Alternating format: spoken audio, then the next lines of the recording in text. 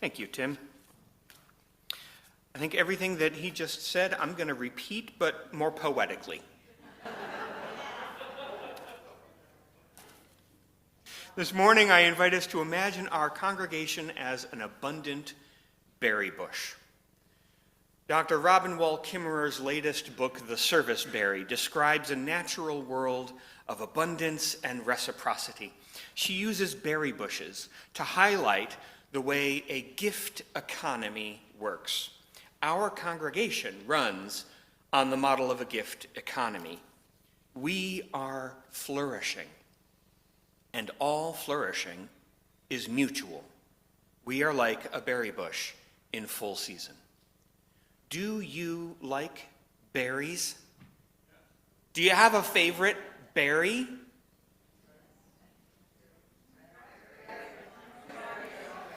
All right, strawberries, raspberries. I'm partial to blueberries myself. Do we have any cranberry fans? Yeah, okay. How about lingonberries or huckleberries? Oh yeah, some lingonberries. Yeah, good. Renowned storyteller Joseph Bruchac tells the story of the first strawberries. And I love this story. It's a Cherokee tale about the time the Creator made the first man and the first woman, and did so at the exact same time so neither would be lonely. They marry and are very happy together, and the story, however, is about their first argument and the berry that helps them reconcile. So the story says that the man returns home after hunting and finds the woman has not prepared a meal, and instead she's out picking flowers, and he gets angry. "I'm hungry," he says. "You expect me to eat flowers?" She also gets angry. "Your words hurt me. I will live with you no longer." And she walks away.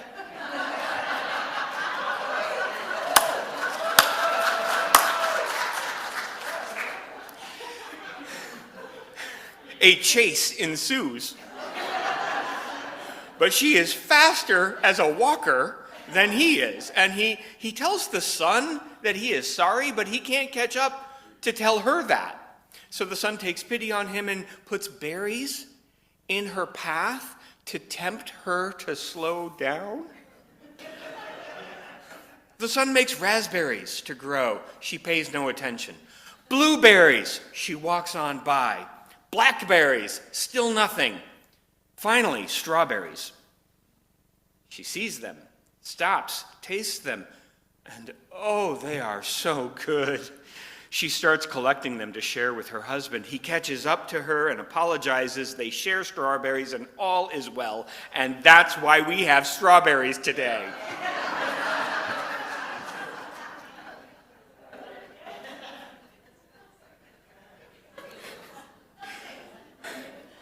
To this day, Bruchac concludes, when the Cherokee people eat strawberries, they are reminded to always be kind to each other. To remember, friendship and respect are as sweet as the taste of the ripe red berries. Other stories from myth and folklore relate the origins of berries, yes, and there's often magic involved or some divine power, but I love this one about strawberries because it also teaches us about kindness and a path toward reconciliation. Strawberries. Strawberries are a gift. Robin Wall Kimmerer, in her book Serviceberry, writes about berries as part of the gift economy of nature. This abundance of berries, she writes, feels like a pure gift from the land. I have not earned, paid for, nor labored for them. There is no mathematics of worthiness that reckons I deserve them in any way. And yet here they are, along with the sun and the air and the birds and the rain. Our congregation is like a berry bush in full season. All that we do is offered up as a gift. You don't incur any debt by attendance on a Sunday morning. The berries are ripe and ready for you. All you need to do is show up and they are yours. The berries benefit from being eaten. That's how nature works. The energy needs to keep flowing. The gift needs to keep moving. In the book, Kimmerer talks about her farmer neighbors, Polly and Ed, who plant some Saskatoons, a western variety of this berry that goes by many names: Juneberry, shadblow, sugar plum, sarvis, chuckly pear, Saskatoon, and serviceberry. Ethnobotanists know, Kimmerer writes, that the more names a plant has, the greater its cultural importance. This pail of June berries, she writes, represents hundreds of gift exchanges that led up to my blue-stained fingers. The maples who gave their leaves to the soil, the countless invertebrates and microbes who exchanged nutrients and energy to build the humus in the serviceberry, in which the serviceberry seed could take root. The cedar waxwing who dropped the seed, the sun, the rain, the early spring flies who pollinated the flowers, the farmer who wielded the shovel to tenderly settle the seedling. They are all part of the gift exchange in which everyone gets what they need. She writes about how Polly and Ed, her farmer neighbors, planted those Saskatoon bushes, and the first season the berries were harvestable, they put out a call for a free pick-your-own day for anyone in their community. Polly and Ed had put in real labor, had invested money to buy, plant, and care for those trees. But when the berries were ready, the first event was free. They broke the rules of capitalism and shifted those berries into the gift economy. Ed and Polly's goal was to build relationship in the community around them. Kimmerer goes on to say that gratitude is the appropriate response to the abundance. Well, Polly said, they're so abundant. There's more than enough to share, and the people could use a little goodness in their lives right now. Could you use a little goodness in your life right now? Unfortunately, the berries are not in season, literally. They will be soon. Watch for them. Have you experienced something like this, though? Maybe you can recall a time when you spent an evening with friends and you were nourished, body and soul, yet needed no debit card at the end of the evening to pay for all that you received. You simply received the gifts of love and nourishment. How wondrous. Gratitude is our natural response to abundance. Reciprocity follows.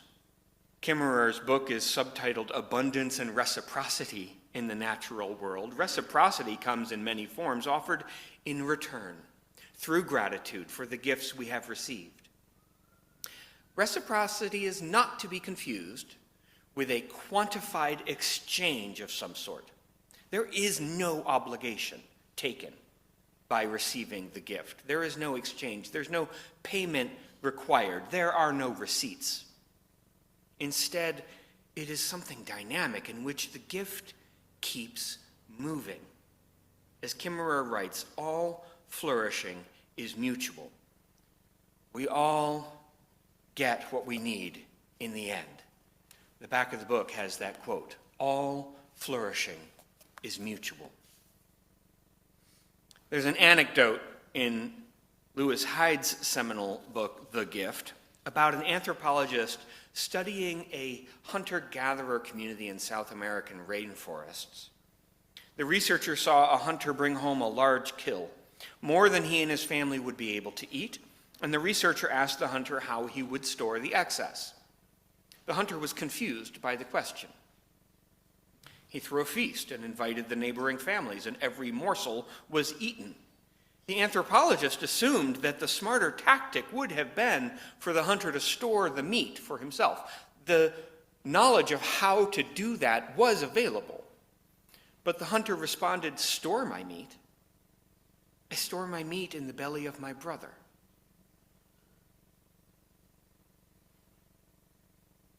Our congregation runs on the model of a gift economy. We are all like a berry bush in full season. I'm not going to stop. We're here to be a berry bush, so you better be ready for a feast, because there is no better place to store the excess of our care than in you. Where are you flourishing in your life now? When you hear an invitation into our stewardship campaign, you are being invited to take part in caring for this berry bush, that it will continue to flourish for all of us. Yes, we're talking about money, but we're also talking about so many other things. The safety that we are creating together, the awareness and education, the warmth of community, the joy and the laughter, the rituals and the blessings, the rest and the resistance. All of it is the berry bush, and your reciprocity is yours to discern. What gift do you offer? What is your favorite berry? Where is there flourishing in your life now? We have an insert in the order of service. You're invited to write a response for that exact question. Turn it in, and we will post our answers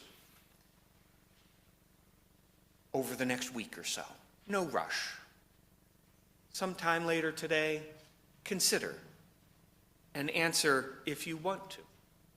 Where is there flourishing in your life now?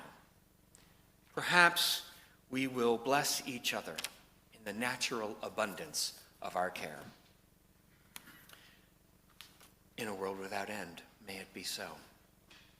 Let us join in singing our closing hymn, not number 121. It's number 131. Love will guide us.